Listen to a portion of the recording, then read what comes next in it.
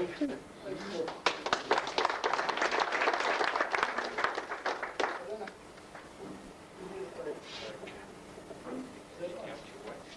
want this off, yes? I'll get out your way. Good evening, everybody. Evening. We're going to show some slides of stuff that I have made in the past, and it's going to be showing you that, and then we can discuss what there's any problems that people got, and we can take it from there.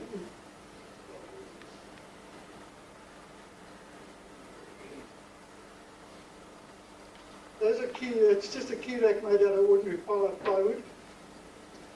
That is Christmas decorations that are made out of 3mm wood and painted. I don't do the painting myself. I'm trying at the moment, but most of it was done by a lady that's in Canada at the moment. That's tissue boxes, jewelry boxes, and pencil boxes. Those are my jewelry boxes.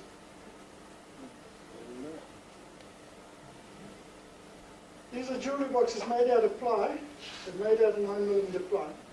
And that is a family tree. Mother and father on the top, and the kids and the whole family when you've got a bigger family. And that's made out of gelatin. That's for Matchbox motor cars. It's a Christmas sleigh and reindeer. It comes in various sizes. I've made them in 3 different sizes. That just normally has a nativity scene on it. This is cut out of super wood and painted. And that's also super wood. That is a doorstop. It's made out of four different pieces and glued together. That's also made out of firefly. That is made out of plywood as well, but 3 different colors. The outside was painted, the other 2. That's a super wood plate, been turned, and skull sword. That was taken from a calendar and converted into a big file. This one is in South Africa, that one is in Canada, and the other one is in the UK. That one is in the UK at the moment. That's a bass. It was one of my first projects. That one and this little bird. That's made out of oak, was also taken from a calendar and developed from there. That was taken from a template that came in one of the American magazines. That was also a calendar. This was a ERWA elephant, which is only one of. That one is also in the UK. Also made out of, these are all made out of Meranti. This was should have 2 medallions in there. They came from Australia and a fellow wanted to be able to see them on both sides. So it's got 2 swivels in it. It's a 40th birthday. That's for the blue bulls.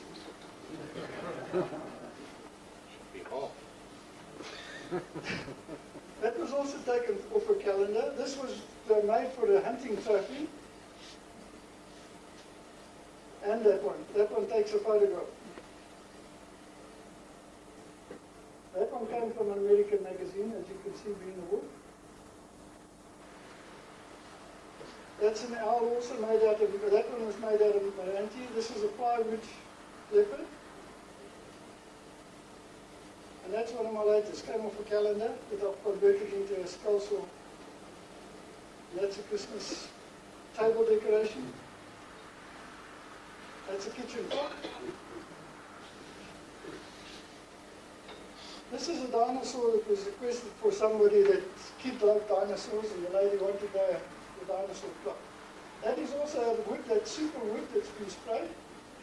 That's also out of super wood. Also out of super wood. That's a plywood spoon rack. Somebody requested. That is also for the same person that brought the others, the dinosaur.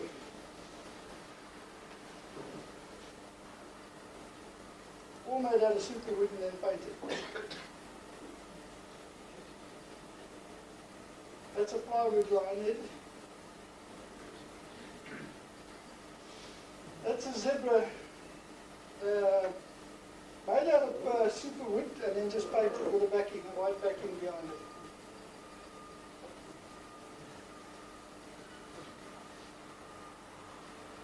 That's just general what can be made. That's also something that can be made.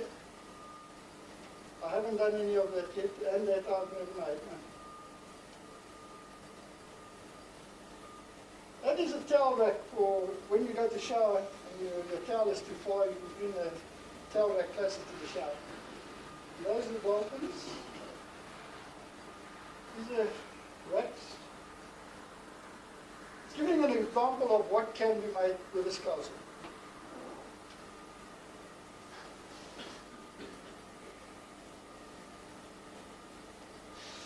There's a clock's made with the same template that the other one was made out of.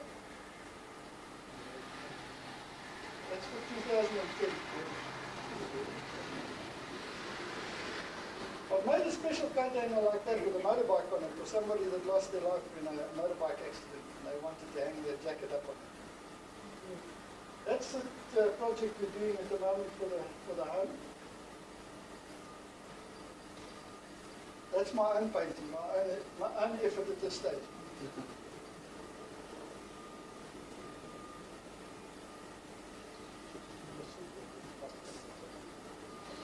That's all of them. That's my lot thing. And if there's any questions or anything like that on scroll sawing, I think I'd like to start that way so that we know, is there anybody got any problem? If not, we will just carry on and discuss. The main thing is that a scroll saw can be used in areas where there's not a lot of dust and there's not a lot of noise with it. So you can use various materials. I've got some units here.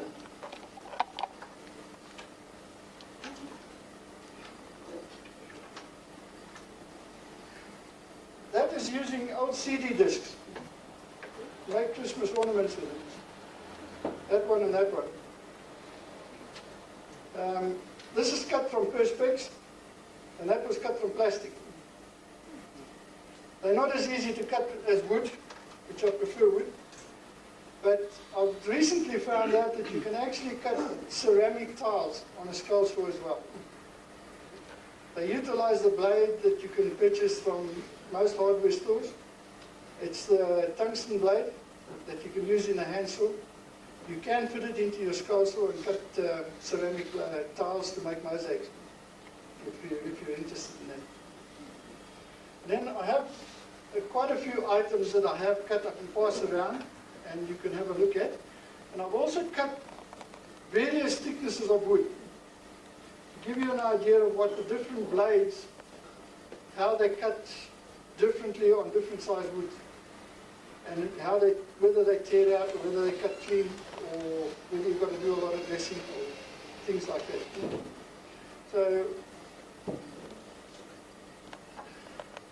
this is an item that's made from one piece of wood, and it's cut out. That's the size of the piece of wood is the outside diameter, and it's cut out and glued. It's quite simple, and it works very nicely for decoration on the table or something like that. This item is a recess.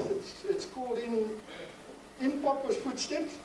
It's a young cub calling to its father, and the father's footprint is in the wood.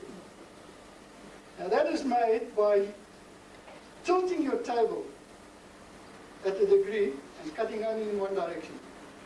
And that piece that comes out will go back in and seal off altogether, but you can't see where it's been cut. As you can see from the back. So if you want to have a look at it, I'll pass it. Roy, what angle would you cut that at? That one was cut at, with a fine blade, it was cut at 3 degrees. But depending on the thickness of your blade. If you use a very thick blade, you tend to lose that effort.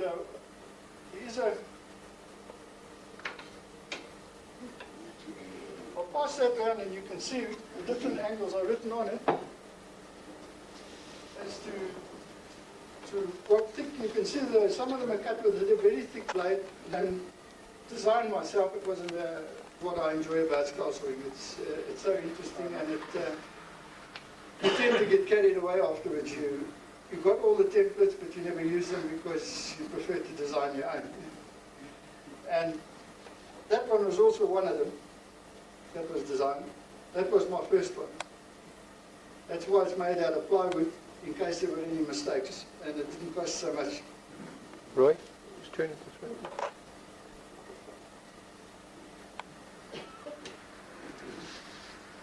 Got it? Yeah, thank you.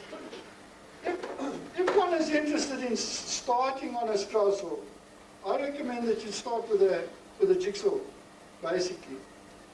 But if you're going to paint the jigsaw, just remember one thing: don't cut it with too thin a blade, because once you paint it, you won't get it together. And that's one example of a puzzle that was cut more as a beginner's project than anything else. That gives you an idea of how to cut and how easily to get your smooth flow of your blade cut. Okay. As you saw on the screen, that is the zebra that's used. This one was cut out of 3mm plywood and with a white backing put behind it. It's ideal for the other thing to remember when you start scroll sawing is your selection of your saw. Whether you've got the right saw, whether you want one with a big throat, depending on what you want to do with it. If you're going to do small stuff, you would naturally go for the small saw. And one does not have to go to a very expensive saw to start with to be able to achieve anything. I recommend you start with a cheaper saw, and if you like it or you enjoy it, then advance to something better. But one doesn't have to go to an expensive saw. Selection of wood, selection of blade is very important when you're starting to scrap.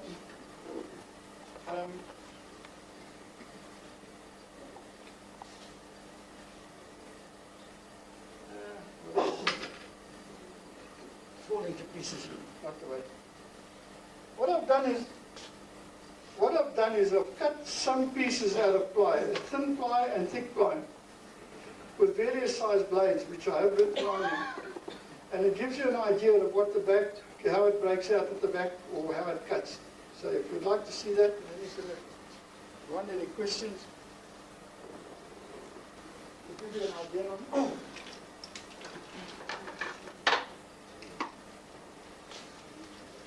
This idea came to me out of one of the books. I'll show you the book now. And that is superwood that's been sprayed to make it look like copper.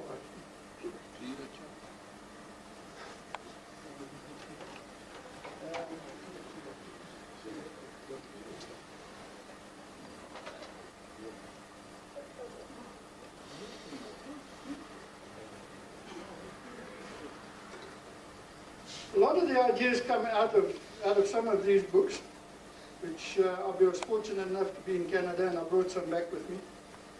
You can't always get them here, but you can get them through, if you purchase them through from America. This one is quite interesting. It's very much like a segmentation of scroll sawing, which is very much like Itasha, which is also a scroll saw is very important for anybody that wants to do Itasha. And there again, it depends on what size you want to do, whether you go for a bigger saw or a smaller saw. I opted to go for the one with a big throat, because as you saw there on that Africa spoon back, it was easy to cut it on them. Whereas if you had a small saw, you would have to cut it in section. I've got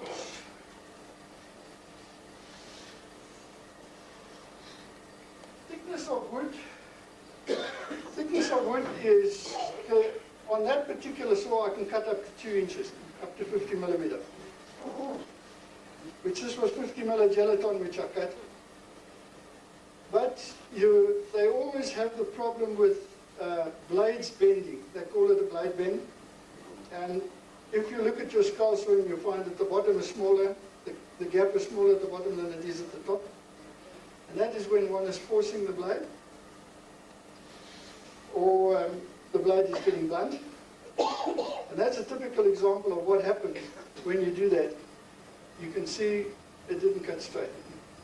So when I cut it from the other side, it cut that piece back out again. And that is when the blade starts to get blunt and one tends to force it. It then starts to pull away. This is Moranti. On the end, I've cut it with a skip tooth blade. And I've made various cuts in here with different sized blades. And I'll pass that around. You can just have a look and see what you can do with the different blades. But if you turn it over, you'll see the bottom on the smaller blade is narrower at the bottom than it is at the top. And that is basically because the blade is too fine and it's picking up and it's clogging up. And that tends to push the blade away at the bottom. And you don't notice it.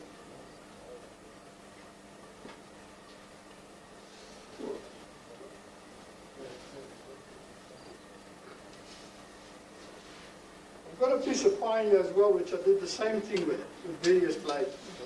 And you can see what the size cuts are on it. It's quite important to you when you're going around.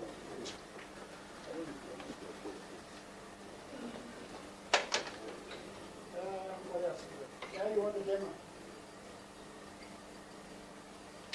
What is the price difference between the cheaper one that you're referring to and a good source? I would say anything up to 4,000 Rand. You get relatively cheap models on the market. That one that I've got there is actually a cheap model. When I purchased that, I only purchased it for 1,600 Rand. And all right, I've had it about 12 years now. But you can still get them because I know Peter bought one just recently. And he's bought one the same throat as that, and he paid 1,400, I think. So they are available, and to me, they're as good as the very expensive saws. Because with your double arm like you've got there, your blade cuts very straight. It doesn't move away because your blade is very straight. And that gives you a very clean cut.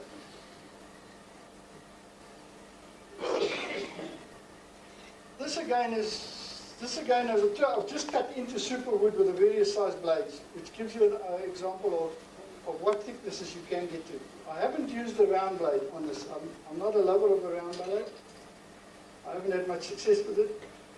I only use it when I'm cutting pine, which is 2 inches thick. Then I find that the round blade is good because it gets a small clearance. And you don't get a blade clog up and you don't get a blade burn, which I found very easy to control. Roy, Yeah. do you use the Olsen blades at all? I have bought some Olsen blades in Canada, when I was there. It's with the reverse tooth at the bottom. I don't use the reverse tooth now. What reason? It's just a preference. My preference, basically. I just feel there's no need for the reverse tooth. Because I select the blade I want to cut a particular wood with. And I use quite a lot of skip tooth, which is very handy on hardwood. It cuts very easily. And I've used a very fine blade up to 3/4 of an inch thick. Thicker than that, you're getting a bit of a runoff. Because you don't get clearance, you don't get swarf clearance. Particularly some of your woods that have got knots in them, they tend to be oily. And that clogs your blade up immediately. But I believe the skip tooth gives you a very clean cut. Gives a very clean cut. It does, yes. Particularly on a thick wood. Because your saw clears so easily, and it gives you more speed. Because the bigger number of teeth you've got on your blade, the faster you can cut. But it doesn't necessarily mean that you're going to cut accurately or you're going to cut cleanly. You want a good clean cut. The skip tooth is, you get a double sticker skip tooth, which is very good. I use quite a few of them. That is very handy because it gives a very nice clean cut. Now, who keeps these? Not the average place keeps all the There's choice of them. Not many places. I get mine basically, it sounds like advertising, but it's from Hardware Centre in Randburg. They have got a very large selection.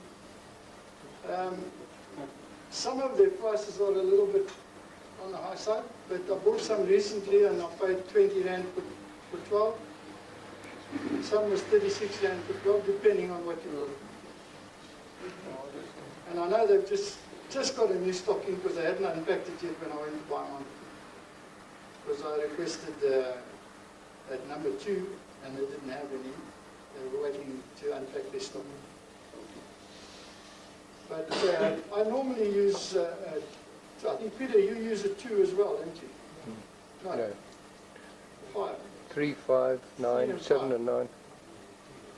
3 and 5 is a normal one that you use. And then you find a 7, a 5 and a 7 is basically got the same number of teeth. But only one is thinner than the other one. The thickness of the blade is, one is thinner than the other. And that's your preference. It depends on how many you want to break or how much you want to cut. Comes with experience. Comes with experience. Yeah, when I first started, I made a superwood, it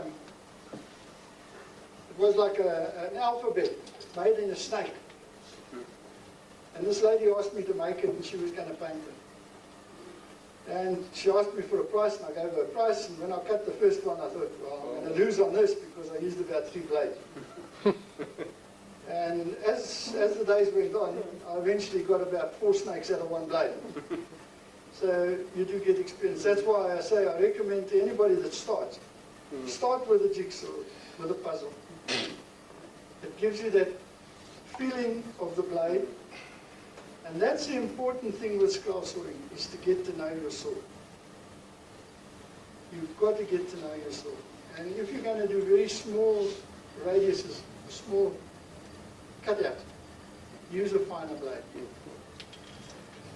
What I've found when a lot of people use to make these fancy wall shields, and you know, with crests on and all that, and dragons and all that. And if you use a fine blade, you find you have less dressing to be done, and you have less tear out at the back. And that's the way I've been going. As you say, it's experience as to which blade to use for which wood. Blades, are they all uniform in length? Most of them are 5 inches, yes, around about 5 inches long. But there is a method of saving your blade. If you're cutting 3 or let's say 6 millimeter plywood continuously, make yourself a dummy top for your saw blade, for your table. Dummy table. Just use a piece of plywood, preferably superwood, which is nice and flat, and you just put 2 sides on it. I've got one at home. I meant to bring it and I forgot it. You just screw it onto it, and it gives you extended life on your blade because you're now cutting higher up. On these particular saws, you can also, if you've got a grinder, you can take at least 10 millimeter off the bottom of your blade,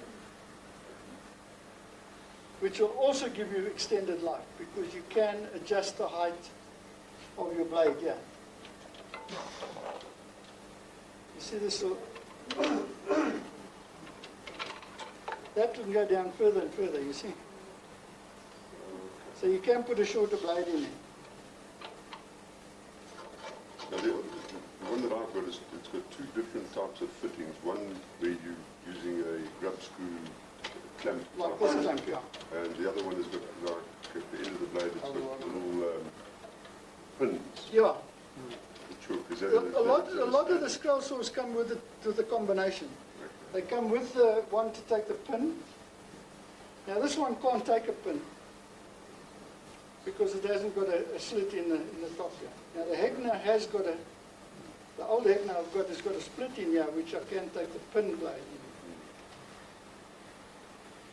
Then they've also brought out for when you're polishing or dressing. This is a emery strip. I don't know if you can get them out here. These are brought with me from Canada. But what I have done on my own is with this particular holder, I can just use a strip of emery cloth and clamp it on top and bottom. And you can use that for dressing your internal of your scroll saw, which saves you doing it by hand, saves a lot of time. And you've got the advantage with these saws that you can run them this way. If you can get your emery running this way, so you dress on the side, it's a lot more accurate than you don't get the movement on the side. Yeah. Earlier you mentioned a skip tooth blade. Can you Right. explain what that is, please? Yeah, hang on, I've got a card here, somewhere. Oh, there it is. It's got one on. You want to have a look at it? Can you show it to the camera and I can get close to it? I think. That's a skip tooth there. That's a standard skip tooth, and this is a double skip tooth here, and a double skip tooth there. What does that actually mean? What is it? It's got, let's say the double skip tooth has got 2 teeth, and then it's got a gap of 2 teeth. So Perhaps we brought it you've close, got a it was place large to on clear your sword. On the single one, it's got the tooth every third tooth would have a tooth. The others are missing. Thank you. Roy, if you want to bring it really close, I can try and get it. Let me see if I can find it.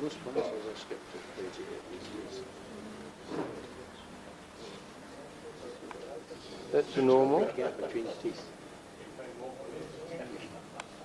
Yeah, that's a skip tooth there. It's not very clear, isn't it? No, it's not clear. Very better to just pass it down and it can... Yeah. There you go. There you You probably see the end one easier if you're on the other side. This side one.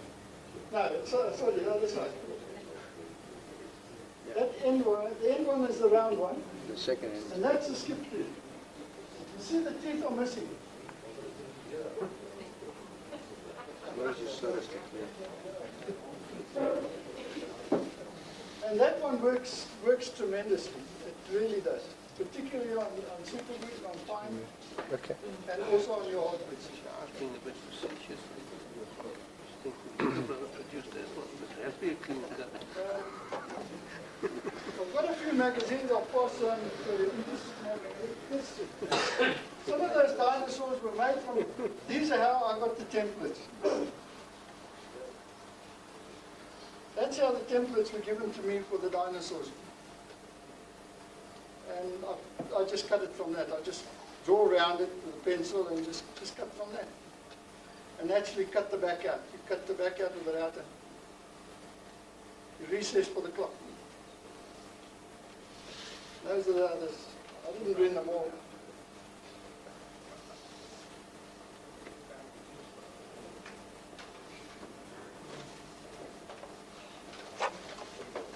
Some of my templates I make from, this one was taken from a packet of, I think they call them milk bottles, sweets. And I turned it into that one. So that if anybody wants a kitchen clock like that, it's easy enough to cut it down. You can put your clock wherever you like, basically. And that's how you can get your patterns. Of course, that was the one, that's what the one looks like when it's finished. That's a kitchen ornament. It was my first project I ever made. And one of the page is from? That's just like,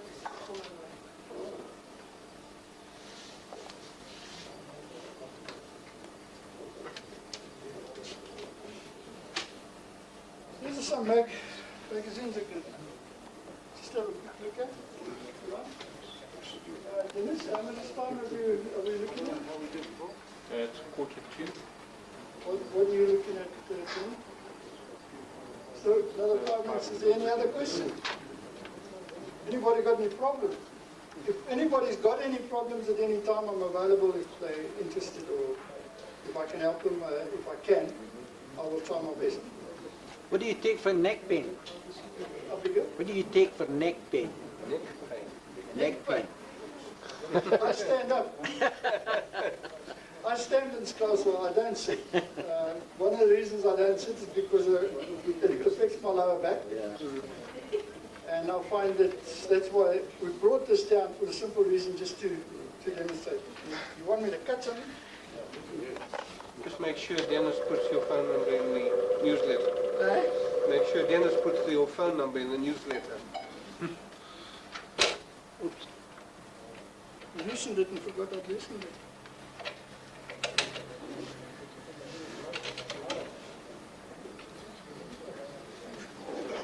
Sam's got a shop in Kempton Park. This company is Sam. He's got a shop in Kempton. You know where my house is? Yeah. Opposite the These ones are the ones I want. Ilka shop there. One in What happened in my circular? What blade are you using, Roy? For one of them, it's got a folder. I would go for there. Yeah. Other Chinese stuff.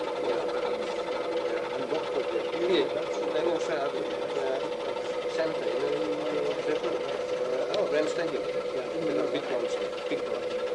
Their main thing. I find it slow. Is it a single speed road?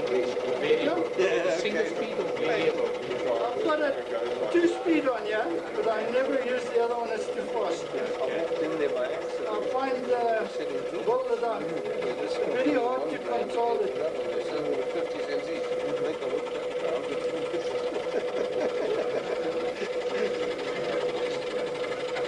When I put things into this, like when I bought my Olsen, I had to take it away. And then my wife had this habit of saying to me, she said, look at that, it's got, man, I've had it for ages, but I don't know what it is. So when she saw my tools and my work, it looks brand new. She said, I've been using it.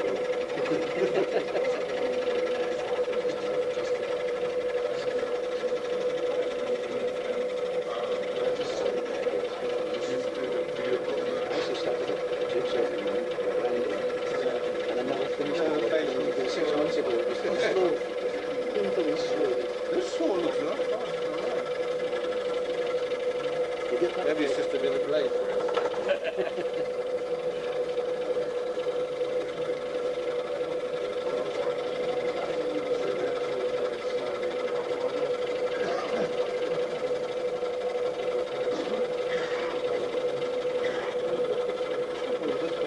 Like I've been doing it for 20 years, that's a bit so easy when you get started. It's the usual.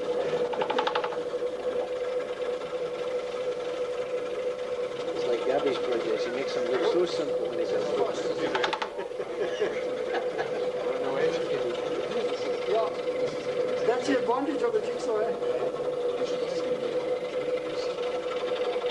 that's You get used to it. Once you take the pattern It's off, you can slightly see. too big for.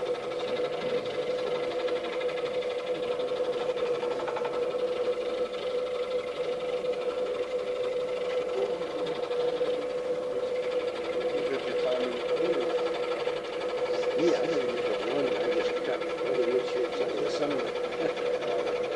Most of the days when that's just engineers.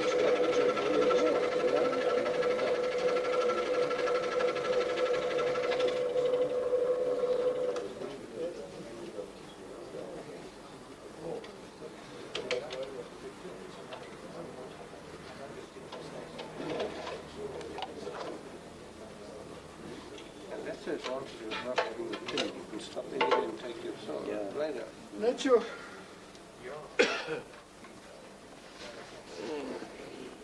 Roy, what blade was that? this one is the number 7. Just a straight number 7. And that's Meranti that I've been cutting. The higher the number, the coarser the blade. No, finer. I think it's finer. I might be wrong. What's No, the that? smaller the number, the finer the blade. The smaller the The number, the smaller finer. the number, yeah. The finer the The blade. very fine one is a three-stroke 0. And then you get I think you get a 2-stroke 0 and a 0, which is very, very fine. Mainly they use that on probably steel, because you can cut brass on here, you can cut aluminium, you can cut copper. But I recommend if you're using copper or anything like that, use the foot.